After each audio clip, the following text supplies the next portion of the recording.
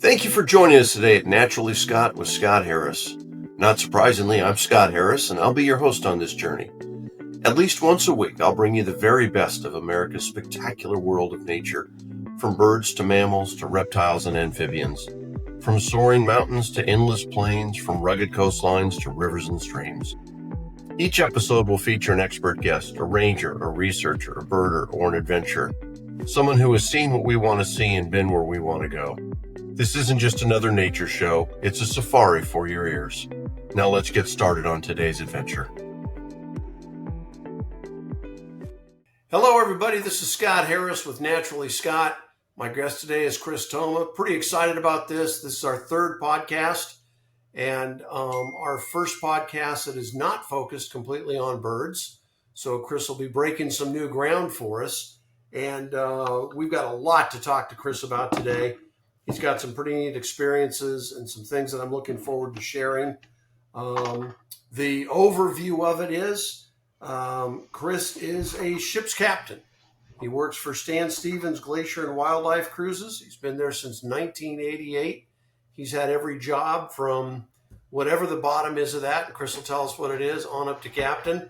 And when my wife and I were in Alaska in June, we were fortunate enough to go out on the Glacier Spirit, which Chris was captaining that day, out of Valdez, Alaska, and through the Prince William Sound. And I had an opportunity to meet Chris and listen to his stories and see some beautiful stuff that he shared with us over the course of the day that we were with him, as far as birds and mammals and glaciers and water. A great story about the Exxon Valdez, which I found fascinating and enlightening, a little bit different than anything I'd heard before. So I'm looking forward to Chris sharing that story with us as well. We're going to talk to him about his fishing and winter activities, as well as his summer boat captaining. But there are so many things to cover. I just want to share before we get fired up. We were up in Alaska for a few weeks. It was my wife's idea to run over to Valdez and take the ship for the day, which turned out to be amazing. You go through Prince William Sound, which, I've had some time to reflect on it. And as I've mentioned in previous podcasts, my wife and I have been fortunate to do a lot of traveling. I'm not sure I've ever seen anywhere prettier than Prince William Sound. It was absolutely remarkable from the moment we got on the boat all the way out to the glaciers. And then on the way back, it was just spectacular. And so, Chris, with that as an introduction, give us a little bit of your background. I know you started. It's 30 some odd years ago, and started maybe as a deckhand and worked your way up to captain. Yeah. I had known the Stevens' family growing up. And then eventually finally asked Stan for a summer job, and basically he said, sure, you can come down and wash boats and crew part-time. So that kind of is how it all started. And me and one other guy jumped in my truck that summer, drove down and started working on boats and cleaning and, getting to crew part-time here and there. And then it just advanced from there. Since I was going to stick around for it, I got lucky and got placed on a crew for doing overnight charters on one of our boats. And so it was me and one other person and the captain basically doing it the whole time. So we were doing 3-day charters on that. And that was a lot of the growth there, was being out with the same crew and seeing all over the Sound, because we weren't just going to one place and back and forth. It was going to several different places all in 3 days and getting new people, every fourth day and doing it all over again. And it wasn't really a set schedule, except for you had to be somewhere that evening. You could wander around here, there, or wherever. You just had to get to your destination sometime that night.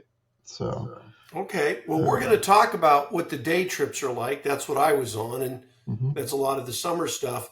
But what are the extra places? Where else do you get to go on the longer trips that those of us that only took the day trip don't get to see? Well, we don't do those overnight trips anymore. It was kind of things have evolved obviously quite a bit over the last 30 years. Uh, we used to actually operate a day camp out on one of the islands as well. So that's kind of gone by the wayside over the years. But it afforded more running around over the sound as a broad whole. Today we end up focusing on the east side of the sound primarily, just because of the way things have changed over the years. So we do one longer cross sound trip to Whittier, just for groups that arrange it, because the ferry system doesn't work with their schedule. But other than that, the day trips out of Valdez hit 90% of the area that you can see, Okay. and see stuff. So how long have you been a captain? How long have you been a ship's captain? Oh, I finally got my license in 1999. Wow, so a long time then. Yeah. Okay. All right, fantastic. So tell us about the day trips. Are they considered whale watching trips or bird watching trips or glacier viewing trips or all of the above? I would more think of it as all the above. Yes, it's a wildlife excursion to see glaciers as well and learn about the history of the area and what is there. It's a area that does tie into a lot of the U.S. history as well. It's just longer distance away, so a lot of people just don't realize that it's a little bit educational and a lot more, viewing, and not a lot of people get to see stuff like that, obviously, all the time. So it's nice to be able to show it to them and show the area that we love to hang out and see the area. Now, the glaciers that we go out and see, those are the Columbia and the Merrills Glacier? Mears Glacier, thank you. Yeah. Those are the two that you focus on? Those are the two that we focus on, yes. Tell us a little bit about those glaciers. We hear a lot, those of us that don't live in Alaska or anywhere where there are glaciers, that they're receding and it's creating some issues for wildlife. And so tell us a bit about the glaciers, what attracts you to them and what kind of changes you're seeing over the years. Yeah, so Columbia Glacier in particular is, to say the least, going through big changes and has been since 1980, and the couple years before that. Most of the glaciers have done their first catastrophic retreats between 300 and 1500 years ago. Columbia, for whatever reason, stood at its furthest advanced point until 1980. And very few people actually taking note of it. So a couple of glaciologists, Austin Post in particular, was watching it and predicted that it would start a retreat. And by 1980, it had backed off its moraine. And it's the first one that they've gotten to start or witness it start its retreat. Usually everybody's looking at glaciers where they are now and don't realize where they used to be 1,500 years ago or longer. Glacier Bay National Park, it was one big glacier all the way out to Gustavus in the 1740s. But now everybody just sees it as a big open bay and lots of little glaciers in it. So it is, at Columbia, it's kind of fun watching the whole change and movement and opening of an area and what follows it in, what plants go in, what animals go in, how the flow rate changes, what actually comes out of the ice. Tell us some of that. So you said it's been receding since 1980 or a little bit before. Mm-hmm. So what are those changes? What are the new plants that we're seeing? How's it impacting the marine and the birding wildlife? As far as the foliage or the vegetation coming back in, it takes a while for the stuff to creep back in because the glacier grinds it all down to solid rock. And so it takes time for dirt and soil and everything to form enough to allow the grasses and everything to get in. There's one in particular, small blooming plant that they only find there, and they don't know why it's just there. So the botanists are interested in that. They're trying to track that. But now you get back into places that have only been uncovered for the last 10 years, and now you have dwarf fireweed showing up that wasn't there just a couple of years ago. You have different mosses and lichens. You have mountain goats that are moving up in there because they're following the foliage in. It's as far as the fish, there's sockeye salmon that return up into one of the lakes that's been closed off from the ice, by the ice for a long time. And why are they going there now? Was there a trickle that they could get through before? Nobody is really quite sure. So it just And adds how about more now? questions. The day that I was with you, I just want to make sure I cover this. We saw mountain goats, which you mentioned. Mm-hmm. We also saw humpback whales and stellar sea lions and harbor seals and northern sea otters. Are those the pretty common marine mammals that one can expect on a summer visit? Yes. We can almost every day find the sea lions, sea otters. Humpback whales can be a little hit and miss, but usually we're pretty good about being able to find them. They just have a big area to cruise around. I guess the harder ones to find are orcas because they're moving all the time too. Doll porpoise are a little finicky, to say the least. They sometimes they play forever. Sometimes you can't get them to come anywhere near you. But eagles, lots of bald eagles, and a whole host of different seabirds, and those change all throughout the summer because. What are some examples? We saw Arctic terns and marbled murrelets that day. Some short-billed gulls, I believe. So what other birds could birding fans expect to see? Well, out in most of the sound, like you mentioned, marbled murrelets are very common. We get up closer to Columbia, you can also find Kittlitz murrelets up there. Which we didn't, and that would have been a lifer for me. So yeah, that was.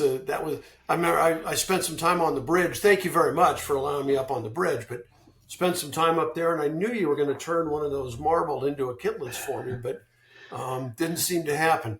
Yeah, they are hard to spot. They're on the fly, especially. The other ones would be like the black-legged kittiwakes are everywhere. We find the puffins, both horned and tufted. Oh, that's right. We did get to see both of those. Yeah. More of the tufted than the horns. Yes. Is that usual? At that time of the year, yes. Okay. Like right now, we're seeing more horn puffins than tufted puffins. Where do the tufted puffins go from June until August? It's not that they go anywhere, it's just they're more prevalent. Like a lot of the horn puffins, it seems like they stay up in the caves and their burrows more. Right now, all the chicks are coming out, and so there's more of them getting ready to head out to the ocean here. So, do you lose them? Are they gone in the fall? Yeah, they head back out to the Gulf. And then they come back late spring, or? To Bullhead, where we go to see them, they start showing up about the first or second week of June. Okay. Yeah. Okay. So share with us, you've got 35, 40 years on the water there. Share with us some of your favorite marine mammal stories. Oh, geez. I've been lucky and had quite a few. We've had the audience is going to love to hear about them. They're going to be jealous about them, but they're going to love to hear about them. The great thing is you never know when it's going to happen, and every day it could. We've had it one year doing a small group trip over to Cordova for the bird festival. Had only about 20 people on the boat. Came across a humpback whale, stopped to take some photos, and it decided we were interested and just came over and swam around the boat. Literally side by side doing laps. People are running around outside the deck of the boat, following it around because it's that close, and it's just laying outside looking at everybody run around. We did that for an hour, just sitting there. It was great. Wow. Are you a photographer, Chris? Yeah, I try and take some photos whenever I can. It's Is it a harder. little tough when you're supposed to be captaining the boat and protecting our safety? Yeah, now it is, yes. I would imagine. Hey, you mentioned Cordova Bird Festival. Tell us, is that still going on? I believe they are still doing it. It's slowed down, of course, with COVID in 2020. But it's the Shorebird Festival, they call it. And with the Copper River Delta there, right outside of Cordova, they have a large area that they have an opportunity to go find different shorebirds. But you can also find others out there. I found going out there to look for shorebirds, you also stumble across short-eared owls running around the road. Seriously? Yeah. Yeah, you turn down the one road going out to look at the viewing station, and all of a sudden there's 10 short-eared owls still laying down, walking down the road. And you're like, oh, that's cool. I've got a lot of friends that are birders that have never seen a short-eared owl. Yeah, to see cool. 10 of them or something at once. I've got a trip scheduled to Montana in December. I'm going out on an Indian reservation, and supposed to be able to see up to 14 to 16 long-eared owls at one time nice. In the same bush or the same tree. So I'm pretty excited about that. Hey, Chris, I'm going to do a shout out to a couple of clubs here and give you a chance to rack your brain for some other fun birding and marine mammal experiences you've had. So this will just take a second, but there you go. Okay. What I wanted to do is this. This is our third podcast that we're doing. We opened with Greg Miller, and last week was Laura Erickson, and so excited about having Chris on today. But there are a handful of clubs around the country that have been kind enough to send our information out to all their members and post stuff on Facebook so that we can gather up some more viewers and listeners. The more we get, the stronger the show is, the better it's going to be for all of us. So I wanted to say to Nancy Cunningham of Sussex Bird Club out in Delaware, thank you very much. Nancy and Sussex were the first ones to share our information and post about us. Rebecca Deach, I'm hoping I'm pronouncing that right, Rebecca. Southern Wings Bird Club in Georgia did the same thing. Terry Mingle, Project Puffin, an Audubon Seaburn Institute up in Maine, was kind enough to post some stuff. And for those of you that don't know, that's our third puffin that we have in North America. That's the Atlantic puffin. So the Atlantic puffin's in Maine, which my wife and I were lucky enough to see last summer. I'll post some pictures here when we produce the show. And then Chris will get you on the horned and the tufted so you can have some fun. And last, Gina Swindell, Black River Audubon Society out of Elyria, Ohio. I think I'm pronouncing that right. I'm sure I'm pronouncing Ohio right, but I think it's Elyria. But I wanted to say thank you, and it means a lot. I mean, every download we get, every viewer we get is great. And so I want to say thank you to the people that are going out of their way and help us out a little bit. So to that group, thanks very much. And now back to Chris. And Chris, let's talk Taylor too. I know when I was with you for the day, and I'll post this picture as well, but there was a spectacular moment where you took us up close to shore, and there was some stellar sea lions, and off on its own was a big bull stellar sea lion. I mean, this thing was massive and battle scarred, and just exactly what you're hoping to see in your mind's eye, right? And as I'm watching it, I'm looking at the back of it. It's up, it's sitting, if you will, and it's got its back to the boat. And all of a sudden, out from behind it walked a bald eagle. And as I swung the camera around, the eagle took off. So the picture will show the eagle about 5 feet. It'll be in the air, head high with the stellars, and about 5 feet away. But that to me was remarkable. I mean, you're looking at a couple of apex predators there. I have no idea what the bald eagle was doing hanging out with the stellars, but I did notice, and you'll see in the picture, the stellars has a wound or two that are fresh. They're bleeding. And the bald eagle, who was hidden behind the stellars at first, as it flew out and I looked in closer, its beak was covered in blood. I don't know exactly how that happened. I can't imagine that a bald eagle was treating a live stellar sea lion as a lunch buffet, but something was going on. Any thoughts on that? Yeah, more than likely there was something up on the beach that either the eagle brought in or the sea lion had drug up there, or it was just eating a scrap. Um, they're not going to go pick on a sea lion, but it's the sea lions get pretty tore up fighting with each other, especially in the spring like that. Do they also get pretty beat up by orcas and great whites? The orcas, the transient orcas will go after a few of them, but not typically there. It'll be out by the rookery areas, not the haul out area there. Every and are once they in a while, going we have more seen after the juveniles than the big bulls? Yeah. And we've seen transients cruise by bullhead there at the haul out. We just had it the other day that an unknown group of 20 of them went by, and it stirred them all up. They know who's who. The sea lions know transients from residents for sure, but oh, do they really? Yeah. Is 20 a pretty large pod? It is, and that was the hard part about trying to identify who it was. We aren't sure if it was an offshore group or if it was just a big group of transients, but unfortunately, a lot of the documentation is old and limited on who's who. Okay. Offshores are very, very unknown about because you don't see them that often. But when they move through, they're moving through fast at like 10 to 12 knots, cruising and looking for anything to eat. And what would anything? I'm sorry. Please go ahead. I interrupted.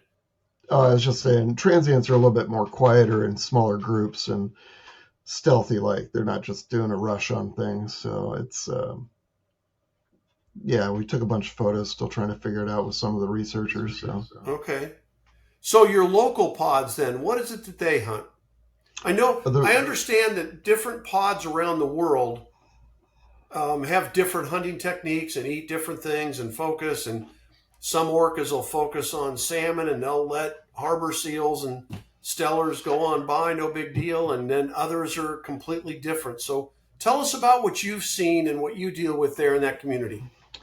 So we have in around the Sound, primarily we have what's called residents, which are the fish-eating orcas, and then we have transients that are the marine mammal hunting ones as well. And they are very uniquely different, and you get to learn who's who. They all work in a family group. They're all related based on their mother, the matriarchal adult female in the group runs it. So the residents we see mainly when the fish are their favorite fish are running through, like silvers, kings. We have lots of pink salmon, but they don't go after the pinks. Why is that? They, for whatever reason, don't like them. Wow. They've never been able to document orcas eating pinks. So good news for the pinks, I guess. Yeah.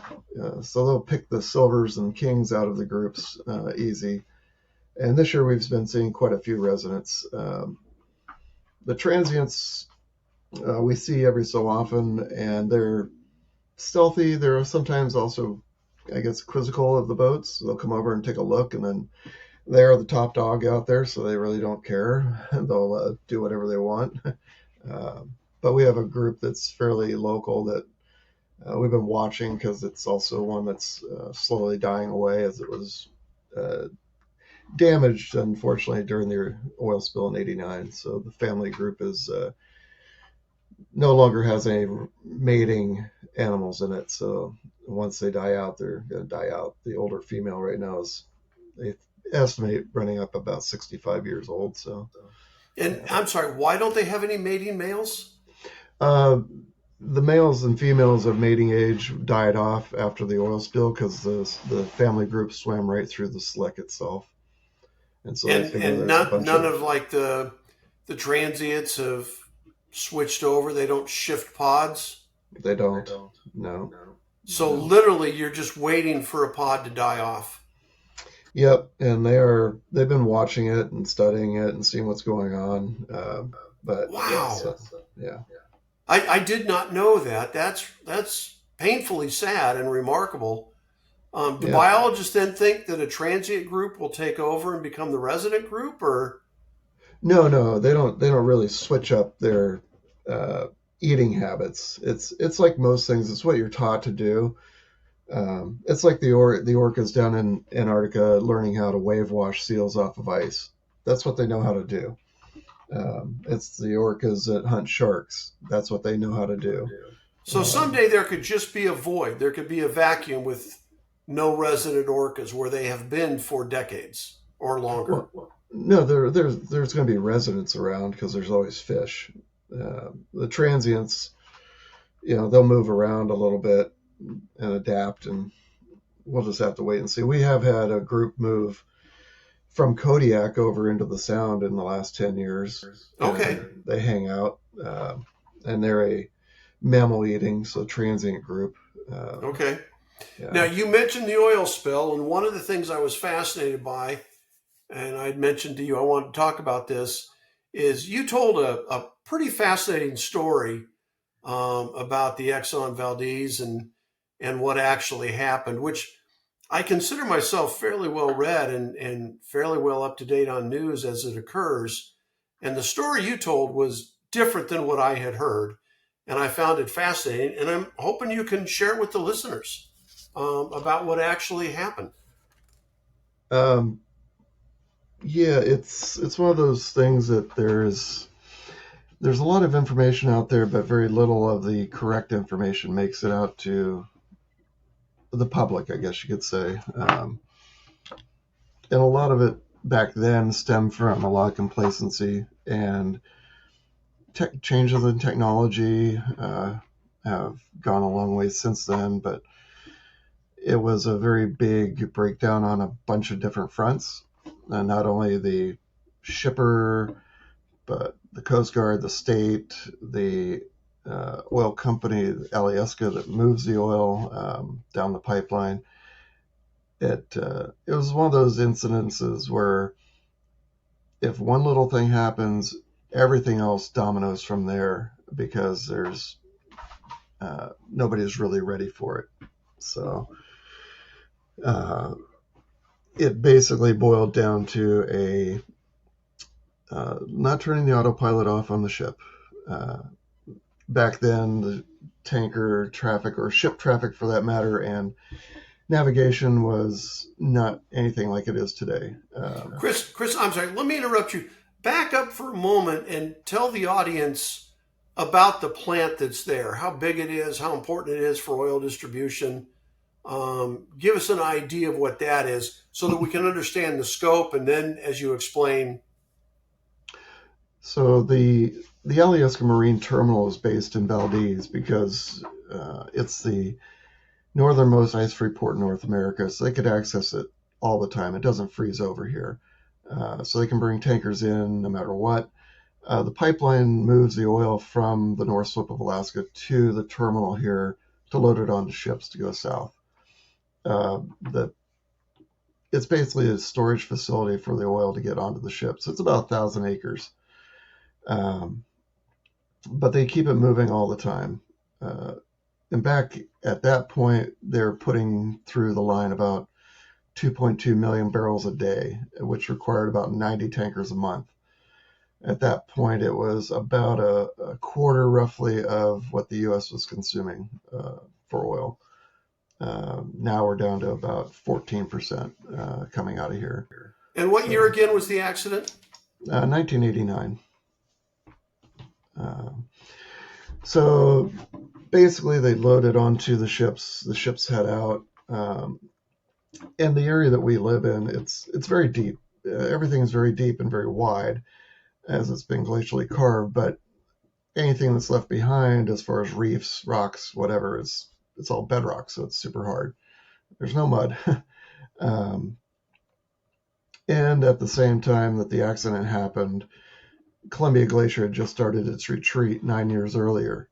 And so by 1989, it's calving about 30 to 35 million tons of ice a day. And that ice is being pulled from the face out of the Columbia Bay area and out into the shipping lanes. And this was one of those thoughts that they had before they even built the pipeline. What happens if the glacier goes on a retreat? But of course, you can't predict when that's going to happen in 1968. Which is when the facility was built. That's when it was starting to be planned. They built it between 74 and 77. Yeah. So, but they started an ice watch out there. They have a couple guys that had lived in a little cabin out there for the first couple of years that the glacier was retreating to tell the ships how much ice is coming out, where it is. A couple of years after that, they installed a radar so they could watch the ice coming out and tell the ships where it is. So they were able to transit around it or just wait for it to move. So the ships at that time sit at the dock for a couple of days waiting for it to move because it just kept coming out. Yeah.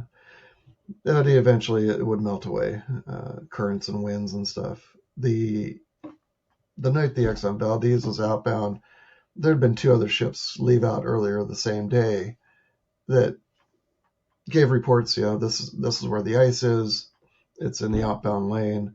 They went into the inbound lane to go around it, just like passing a car on the highway. It was a fairly common occurrence, and the distance between the lanes and the ice was a fair amount, so they had plenty of room.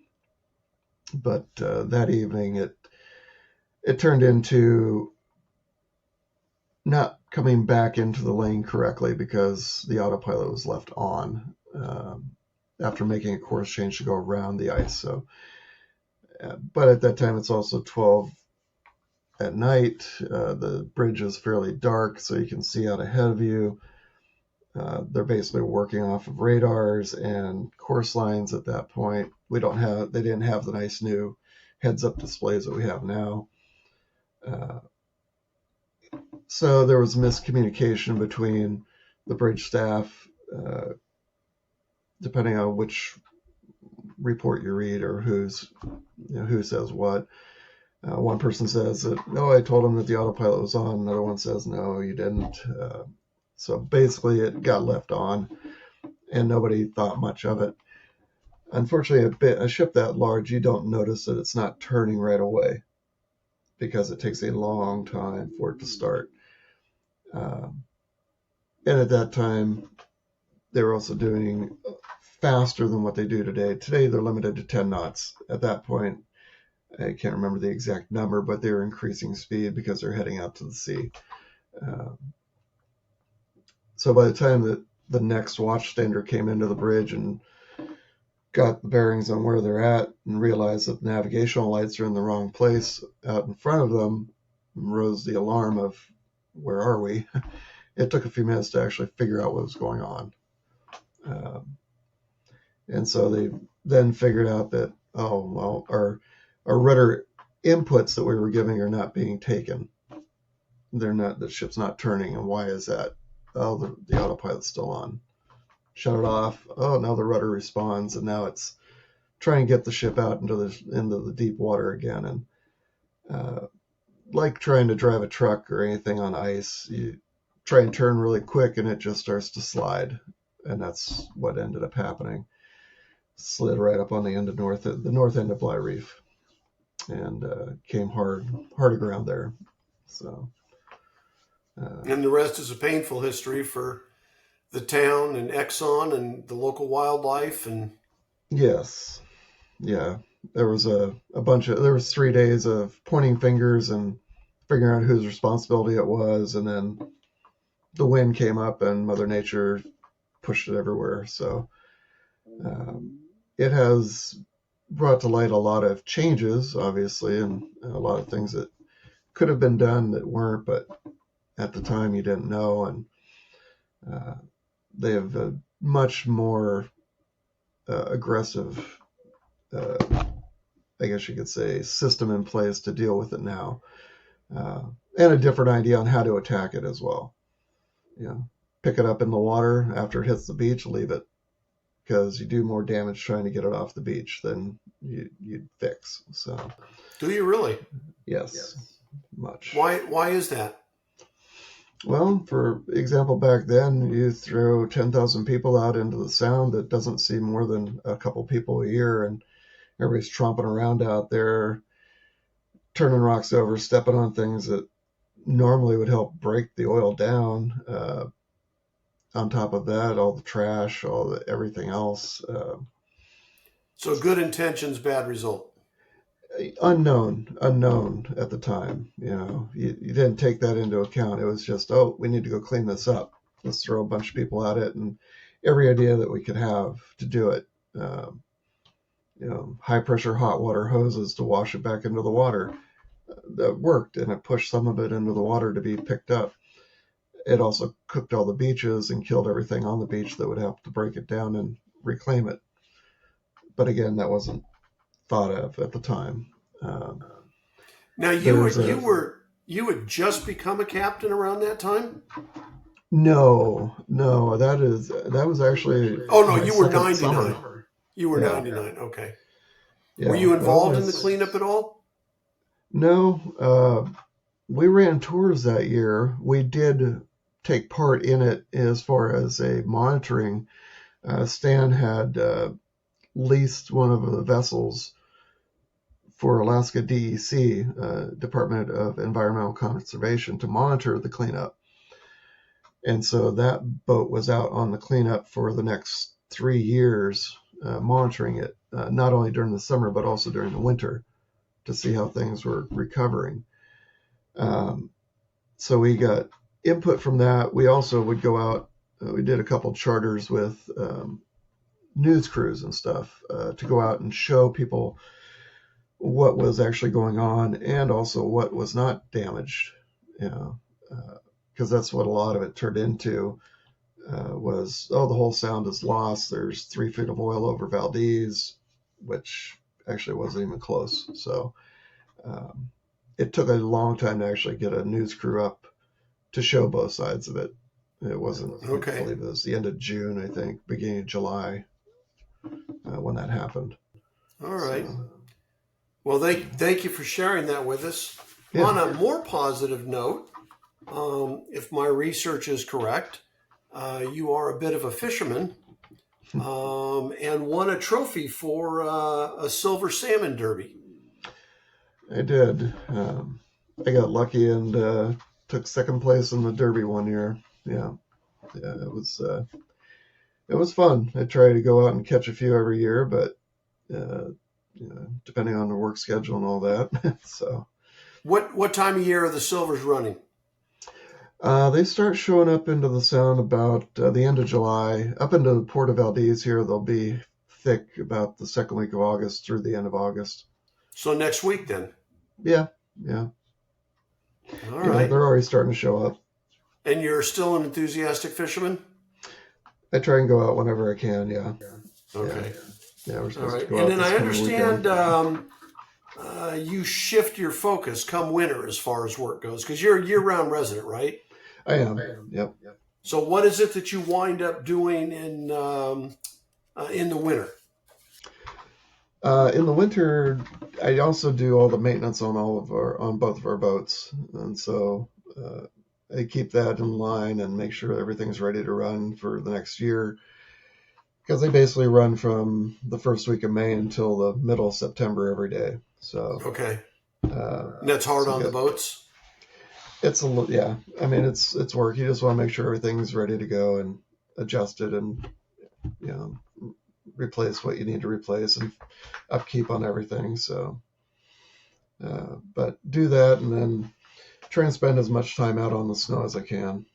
Snow machining mainly. So, yeah. Well, fantastic. Hey, before I let you go, I want to ask, do you have a favorite marine mammal and a favorite bird? Favorite mammal is going to be orcas. Yeah, they're pretty special. They're the smartest thing out there, and they have a lot of complexity to them. They're pretty impressive. So still exciting every time you see them?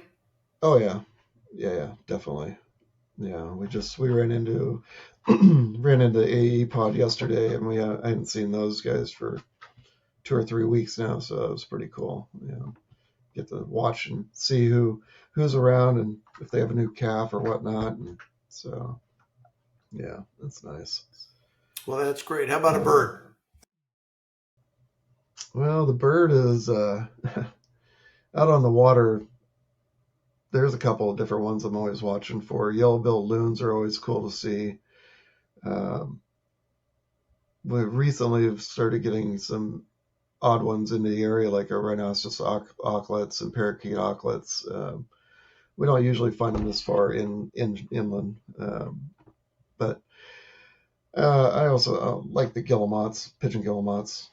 They're pretty cool to watch. They're pretty personable and chatty and don't really fly off too far so they're always fun. Would you call yourself a birder? Do you keep a life Yeah, list? it's been fun learning a lot of them. Do you have a life list? Do you eBird? I don't keep track per se as much. I do have a siblings I note in, but I try and keep up with it a little bit. One of our other captains is a pretty diehard birder, so we talk a lot about different things that we see and keep track that way. Okay. All right. Fantastic. Chris, man, thank you so much for joining me today. I really appreciate it. I love the stories. I'm sure there's more of them. Maybe we'll get you back on here another day. Maybe we'll come on up and do a live one from the ship, which might be a blast. Oh, there you go. This was great, and I hope people get a sense of the glaciers and of the wildlife, especially the marine mammals, the amazing diversity of birds, and with the new plants coming in. I mean, the upside of the glaciers fading back a little bit, and expanding the mountain goats territory. It's ever changing, and there's so much to see. For those of us that only get up there every few years, and for those of us that are out there 6 or 7 days a week, it's a remarkable thing. And Chris, I truly appreciate you taking the time to join us this morning. And I'm looking forward to sharing this with the viewers and the listeners. I'm going to throw some of my photographs up, but if you've got some you want to share with us, send them to me, and I'll get them into the podcast as well. And be more than happy to do that. Whether they're some older ones that might be kind of cool, or some more recent ones, maybe especially some of your orca shots, whatever you got. We'll look forward to doing that. But thank you so much for being here today. For everybody who's listening next week, Scott Edwards, professor at Harvard University, who has biked across America. He's a big-time birder. He runs a natural history museum over there at Harvard. He's got a lot going on. We're looking forward to having him being on the show. And Chris, until next time I get to talk to you, man, have a great, great day. Take care. Thank you. You as well. Bye-bye.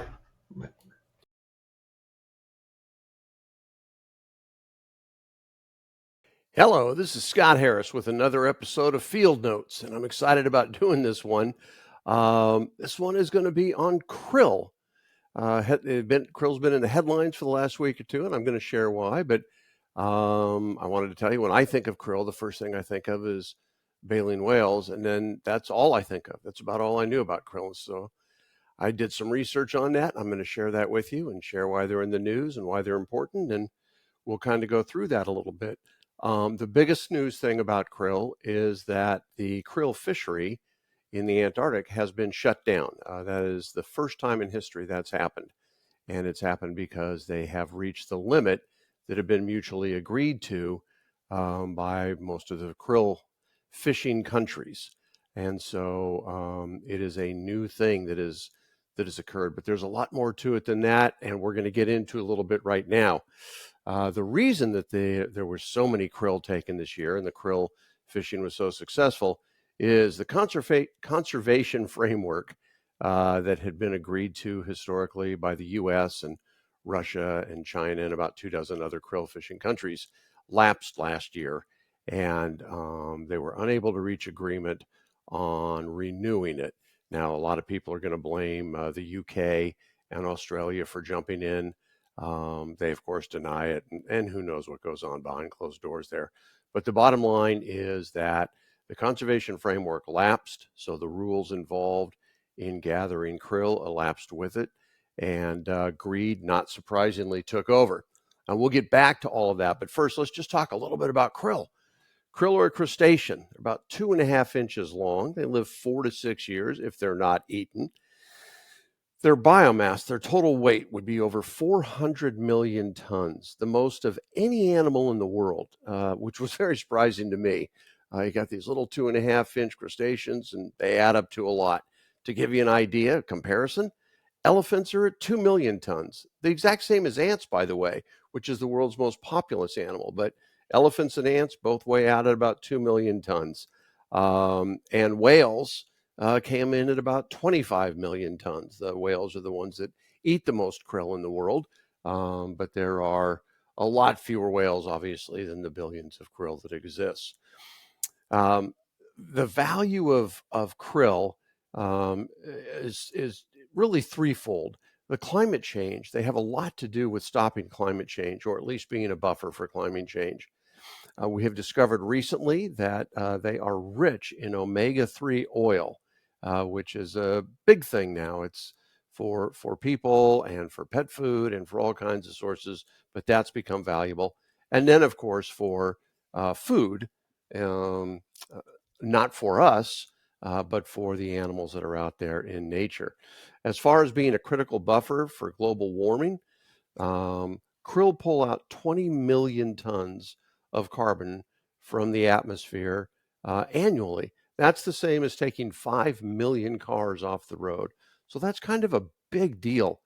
They are the primary source of food for baleen whales down in the Antarctic. The blue whales alone can eat 4 tons a day of krill in the summer. And the fin and the minke and the humpbacks eat them as well. Seals eat krill, and they're a primary source of food for penguins. Everybody loves penguins, and we don't want to get rid of the krill because we'd be getting rid of the penguins. And of course, then those dominoes just start falling. Krill has grown as an industry by a factor of 4 times as big as it was 20 years ago. Most of that because we have better fishing, better equipment, better radar, better technology, and because we have increased in our minds the value of the krill, especially because of the omega-3. So that has taken on. I mentioned US, Russia, and China, and 24 or so other countries could not reach an agreement. And then in doing that, we no longer have area limitation. So these fishing vessels, these trawlers, are concentrating where the krill concentrate, and they're just sucking them up.